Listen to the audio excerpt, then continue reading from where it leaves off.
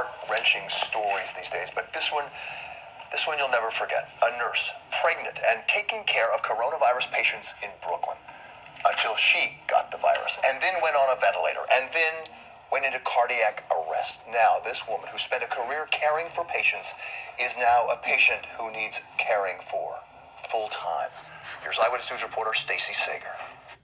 I said to her, the worst is behind you. You know, you're going to be okay. But Shirley Licin tells us the cruelty of COVID-19 is its devastating twists and turns, and her beautiful sister seems to have suffered the worst of them.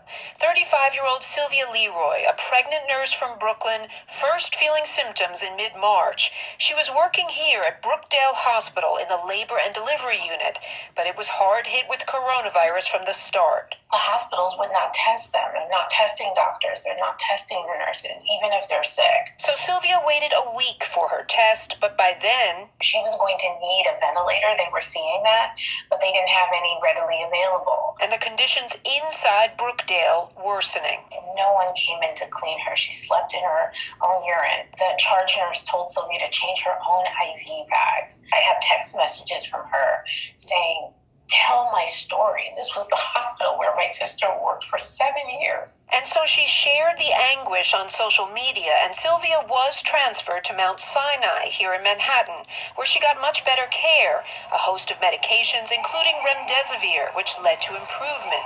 She came off a ventilator after a week and was awake. Everyone celebrated. Our entire family celebrated. But just 3 days later, a phone call that Sylvia was in cardiac arrest. The doctor is crying. She's crying.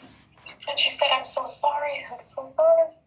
And then, maybe I don't know, an agonizing minute or two, they said, we found a pulse. Doctors delivered her baby, Esther, via C-section, but Sylvia's brain lost 4 minutes of oxygen before she was revived. Doctors aren't sure what led to her cardiac arrest, but her family is just now desperate to get her into a specialized rehab center for brain injury. Sylvia's job and her kind spirit kept her working at great risk. And she said to me, this is an underserved community. Who is going to help them if I don't help them? Her family starting a GoFundMe page and just hoping someone helps Sylvia now.